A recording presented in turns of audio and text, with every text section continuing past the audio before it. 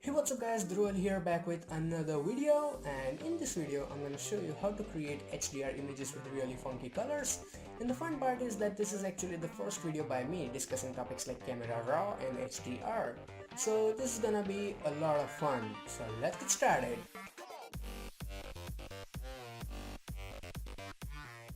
Now first of all, to follow this method we need to open image in camera raw. Now if you have a raw file, that's simple job, you just have to open the image and you will open it in a camera raw. But let's say if you have a JPG file, then what you can do, so there is an option for that. First of all, you go to edit menu, then go to preferences, and there you find camera raw. Now I'm not sure about cs4 or 5, but in cs6 we have this option, and in cc you have this option in filter. So first of all, let's go to camera raw, and in the camera raw here in jpg and tiff handling you have to select automatically open jpg with settings, or all jpg supported, whichever option is fine with it. So first of all, I'm gonna select the second one and hit OK. Now go to file and open any image you want. So I'm gonna use this image, and when I open this image will be automatically open in camera raw, even though this is not a raw file, this is actually a JPEG. And now this I previously worked on this file already, so this is already an edited version of this image. So you can go to this little icon here and select camera raw defaults. So this is the actual photograph that was taken. Now HDR actually stands for high dynamic range, and the purpose of HDR is to gain as much detail and colors possible. So first of all, we have to recover some details from the shadows and then from the highlights. And these tools are marvelous, they do a really awesome job at bringing back details. And if you have a raw file, the output is going to be even better, so keep that always in mind. Now I already have numbers that I chose, but I'm gonna explain you why. So first of all, exposure, I wanted to brighten it up a little bit, a touch. So first of all, 0.50 exposure. So as you can see, that's a lot of difference, even though it's just 0.5. Then let's go to contrast, and I want to get rid of some contrast, so I can make it as flat as possible, minus 54, and I'm gonna show you why I'm making it flat. Now highlights are minus 85. So this really helps to bring back that detail in the sky. As you can see here, if I make it normal, and let's make it down to 85, or maybe don't have to be super accurate. So as you can see, this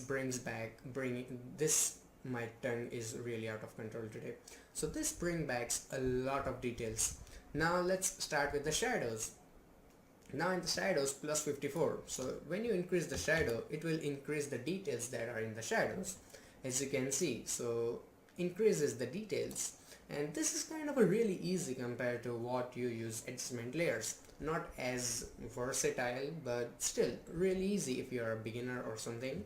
Now let's go to whites, and in the whites I have minus 38, so we can bring back even more details. Not a big change, but just a touch, as you can see. So don't go extreme, otherwise you will make your sky look dull. So every image has different colors, so your settings are going to be different, but you should know what slider does what. That's the purpose. So the whites look fine, and don't even look at the sliders or numbers. Look at your image whenever you are changing the slider, so you can actually see what is going on instead of blindly following the numbers. And now for the clarity part. Now clarity is a bit of tricky thing. Now at first you might think, oh my god, that looks awesome, I've got a lot of details. But when you increase it more than necessary, it's gonna make it blotchy and darkish. I don't know what is the word for that, but it definitely makes it look uglier. So this is good when it's in control. So I'm definitely gonna use a limited amount, like maybe 40 or something like that. That looks fine, or maybe even less. Now there is an option for sharpening, let me find. So this is the sharpening, but I do not like this option because this just makes image a bit noisy and a lot sharpened. You can use it in limited amount, but still it's just not fun. So if I zoom in and I increase the sharpening, as you can see, there is a lot of noise going on, and I don't like that. while the clarity is a different thing. So it makes it image a bit sharper, but using the contrast, and that is much better. So the clarity thing better over sharpening, so that's my just personal preference. And sometimes if you get lucky, you can also use sharpening without making it noisy or anything, so always give it a shot.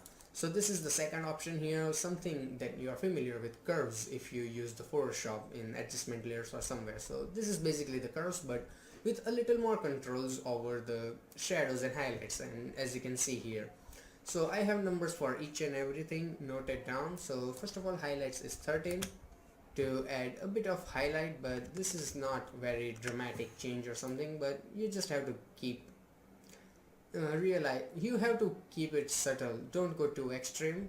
A step by step you can make it better, but just don't use any option like crazy. Now the lights, so lights are -16, so bring back even more details from the highlights, and this is totally optional. This is not going to make even really big impact. It's just some my personal habits that I like to do whenever I am retouching some landscape or anything. So the darks are also -12. So as I said earlier, I'm trying to make this image as like flat as possible, so you can also increase it if you like the flat even more, like if you like it better. So my speech is really crazy today, I have no idea why, but please bear with me. So the shadows are -8, not a really huge impact. I have no idea why I used it, but I did, so that's that. So if I turn it on and off, you can see it makes a bit of a difference, not very dramatic, but this palette does a lot of difference. And this is the original, if you see camera defaults, and this is the custom settings. Awesome, I love it. So let's open the image, but before you directly click on open image inside Photoshop, hold your shift key, and then as you can see here, it changes to open object, and then open it.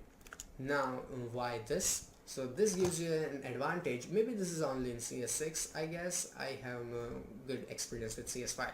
So if you double click on this icon again, you can actually use and tweak any settings anytime you want. So this is totally non-destructive, and that is what everyone wants. So let's start with the color correction, and this is what I have done, and you can see this type of colors in I think Michael Bay movies, which are really funky and colorful, this summer movie looks. And so to do this, first of all, the major player is the selective colors, as you can see here. So this is no more big logic, so let's start with the reds, so I can show you what I have done. So here in the adjustment panel you can find selective colors, the first one.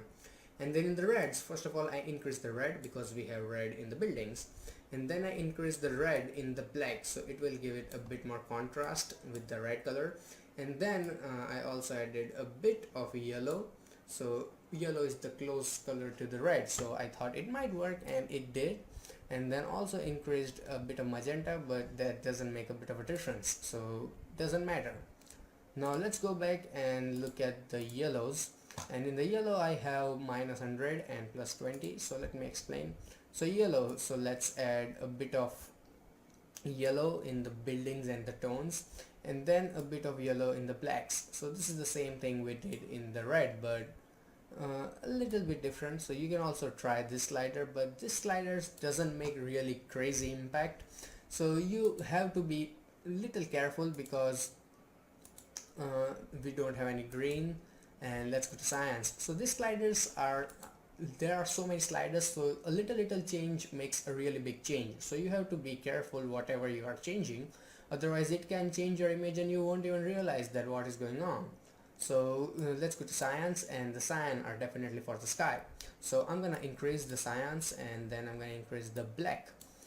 So also a bit of maybe here in the yellow, so that looks really nice. And I sometimes don't even totally follow it, but as you can see, this looks also better, and this is also looks nice. So maybe let's go to blues, and this is the same thing. Let's go to blues, so we are already here. Increase the cyans and increase the blues, so that looks really dope. And in the blacks we can also increase a bit of blue, so it gives it that feeling of contrast. So we are almost near, and I think I have no changes in any else. So you have to realize that what is the major colors in your images. So here you have blue and red and yellow. So that is you gonna play like those are the colors that you're gonna use in your selective colors. So if you turn it on and off, this is really great change. Now if you're thinking that you can use just vibrance for it, so let me show you what vibrance does. So vibrance or saturation, so plain saturation sucks, totally sucks, that is just terrible. And even the vibrance doesn't look that great. So this is the output of vibrance, and this is the selective colors. So selective color is much more subtle and beautiful than the vibrance. So delete the vibrance and play with selective colors. Now if you go back and you see I have a bit of curve, and that is nothing, it's nothing major, just a bit of points to create a little contrast. So this is kind of optional. If you want to use it, or don't use it, doesn't matter. So let's go to curves, and I'm gonna make a little bit adjustment. And whenever I'm working on image, I do not decide that today I'm gonna use curves or something. I just go with some options, and then I see which one is working really good with the image I'm working on. So every image has different story, so you have to just kind of get used to it. Don't stick with the numbers or some permanent method. Now we get to use the vibrance to boost the colors to that funky level. Now these are bit of good colors, no doubt, but these are not funky or cool looking. This is just natural, but we want to take it to the next level, right? So let's go to vibrance and increase it full 100%. I don't even care. You can decrease it a little if you think these reds are intense a lot. So that looks really great, and we are almost done. So let's see what we have next. So this is the color balance to give it even a little bit more contrast. So let's go with the shadows. I have a little bit of blue, very little, and see I have selected this prism luminosity. Otherwise it will not give that contrast, it will be flat. So let's go with the prism luminosity. So let's go back and select color balance. Where is it? Here. And in the shadows, so I have selected the prism luminosity and increased the blues a little to give it that feeling of nature, like in the movies you usually see in the summer movies. So let's go to yellows. Oops, not the yellows. Let's go to your highlights and increase a bit of yellow, so that looks nice. So the final output is ready, and if you want to see the after before, let's go here, and I have this original image here. So I'm just gonna copy it, press Ctrl A and Ctrl C to copy it, and let's paste it here. So if I turn it on and off, as you can see, this is the image that we started, and this is the final output, which is freaking amazing. And we did not even use any raw file. That was a completely JPEG file, and we used the help of Camera Raw to create this HDR image. So tell me, this looks awesome to me, so tell me your thoughts about this image in the comments. So I hope you learned something, and if you have any kind of question related to this video or my any other video, feel free to ask me in the comments. And how about hitting that subscribe button? That can help me a lot. So you can subscribe to my channel for my future updates, or a like would be really appreciated.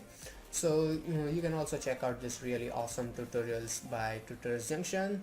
We have a lot of them. So till then, goodbye, take care, and have some fun with Photoshop.